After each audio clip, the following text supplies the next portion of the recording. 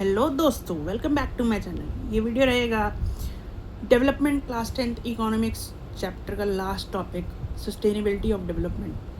ठीक है, जैसे सस्टेनेबल डेवलपमेंट की डेफिनेशन पहले भी बताई गई है कि हम ऐसी डेवलपमेंट करना चाहते हैं judiciously that we should cover the needs of the present without compromising the needs of the future generation. ठीक है, क्योंकि हमने जो है इसको बहुत केयरफुली यूज़ करना है और केयरफुली इस पे काम करना है कि रिसोर्सेज जो है वो ओवर यूज़ ना हो। क्यों नहीं होने चाहिए?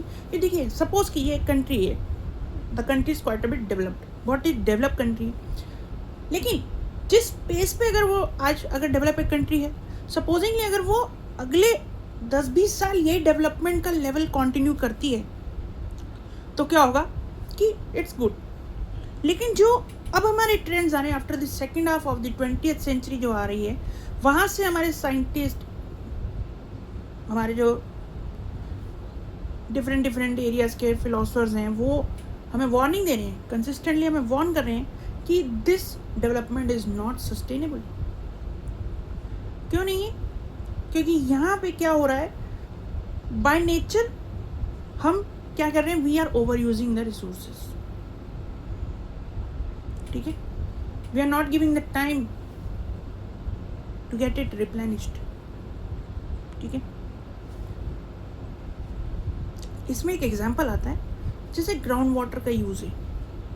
ग्राउंड वाटर टिपिकली एक रिन्यूएबल रिसोर्स है। इट गेट्स क्या करता है, अपने आप को रिप्लेनिश करता रहता है बाय रेन, ये बार बार रिप्लेनिश होता है। आपको वाटर साइकिल याद है? तो ग्राउंड वाटर भी उसी का पार्ट है। लेकिन ग्राउंड वाटर भी हम जिस प्रकार से ह्यूमन एक्टिविटीज़ होने की वजह से, लैंड डिग्रेडेशन होने की वजह से, सारी चीज़ें होने की वजह से क्या हुआ, ये जो हम कह रहे हैं ना कि ग्राउंड वाटर, इसका लेवल भी डाउन हुआ और इसको हम रिप्लेनिश होने का टाइम नहीं दे रहे, तो ग्राउंड वाटर क्या हो रहा है, एग्जॉस्टेड हो रहा है, धीरे धीरे ख़त्म हो रहा है, लेवल उसका कम होता जा रहा है। तो ये एक वार्निंग का साइन है। सेकंड ये कि the case of non renewable resource, ठीक है, जैसे पेट्रोल हो गया, कोल हो गया, ये भी हमारे पास कुछ फिक्स स्टॉक है, हम उसके अल्टरनेटिव्स ढूंढ रहे हैं, पर ये भी हम इतने पेस पे यूज़ कर रहे हैं, हम उसको टाइम ही नहीं दे रहे टू फाइंड एन ऑल्टरनेटिव, और उसको कॉन्टीन्यूसली यूज़ कर जा रहे हैं। और वन डे ऐसा होगा कि ये सारे के सारे रिप्लेनिश नहीं होंगे, ये ख़त्म हो जाएंगे, दे विल गेट एग्जॉस्टेड। तो इसका ऑप्शन रहेगा कि we should find the alternatives, ठीक है, फॉर दिस। और दूसरा पार्ट जो है, यहाँ पे मैं बताता हूँ case of ground water in India के बारे में। ग्राउंड वाटर इन इंडिया में क्या कहा जाता है, ground water in India continuously use होता है by the agriculturally advance states के द्वारा इंडिया में।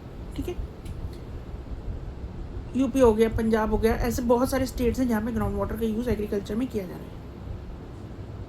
साइंटिस्ट का मानना है कि ग्राउंड वाटर जो है वो धीरे धीरे क्या हो रहा है, उसका 4 मीटर्स तक जो डिक्लाइन हुआ है पिछले 20 सालों में, और आगे आने वाले 25 साल बाद 60% लोग जो स्टेट्स में रहते हैं इंडिया के, वो ग्राउंड वाटर यूज़ करेंगे। तो ग्राउंड वाटर ओवर यूज़ होगा, और इस ओवर यूज़ से क्या होगा, ग्राउंड वाटर एग्जॉस्टेड हो जाएगा, क्योंकि उसे टाइम फॉर रिप्लेनिशमेंट मिलेगा ही नहीं। ठीक है ना, और क्या होगा, ये चीज़ हो गई। तो अब वो बोल रहा है कि ग्राउंड वाटर ओवर यूज़ करने से हमें क्या नुकसान होगा, यही कि हमारा नेचुरल सोर्स खत्म हो जाएगा, हमें इसमें भी ऑल्टरनेटिव ढूंढने पड़ेंगे। और नेक्स्ट जो आती है बात, वो आती है non renewable resources. Non renewable resources में ये बात कहती हैं, बॉक्स में लिखा गया है कि हमने पेट्रोल रिजर्व्स की बात करनी है। इसमें हमारे पास कितने रिजर्व्स हैं, तो डेटा बताता है कि हमारे पास क्रूड ऑयल, पेट्रोल रिजर्व्स जो है अगले 50 सालों तक के लिए ही हैं, और कंट्रीज़ जो हैं इसे डेवलपमेंट के लिए ज़्यादा से ज़्यादा यूज़ कर रही हैं, और इसका भी रेट ऑफ रिप्लेनिशमेंट उतना नहीं है, उतना रीजनरेट नहीं होता है। ये उसका जो रीयूज़ का डेटा है वो बार बार यूसेज उसकी ज़्यादा है, बट वैसे वो जो रिसोर्सेज हैं, हम we can get the alternatives, हम ढूंढ सकते हैं, लेकिन ये जो चीज़ है ये हमारे पास फिक्स है। हर गवर्नमेंट अपने हिसाब से अपनी सिचुएशंस में लड़ रही है, इससे डील कर रही है, इस प्रॉब्लम को सॉल्व कर रही है। एंड हर सिचुएशंस में, और कुछ कंट्रीज ऐसी हैं, कुछ डेवलप नेशंस ऐसी हैं, वो उनके पास ऑयल रिजर्व्स इतने नहीं हैं, they do not have many reserves of oil, तो वो क्या कर रही हैं, दे यूज़ देयर मिलिट्री पावर और समथिंग बाय होक और क्रुक, वो उन ऑयल रिजर्व्स पे कब्जा करना चाहती हैं। और दूसरा ये कि जब अगर कभी क्रूड ऑयल के प्राइजेस कभी बढ़ेंगे, इस सिचुएशन से जब लोग ओवर यूज़ करेंगे इन रिसोर्सेज का, प्राइजेस बढ़ेंगे due to some unprecedented situation, तो क्या होगा, India along with the whole world सब पे क्या होगा, प्रेशर पड़ेगा, एक बर्डन पड़ेगा, पे द प्राइस।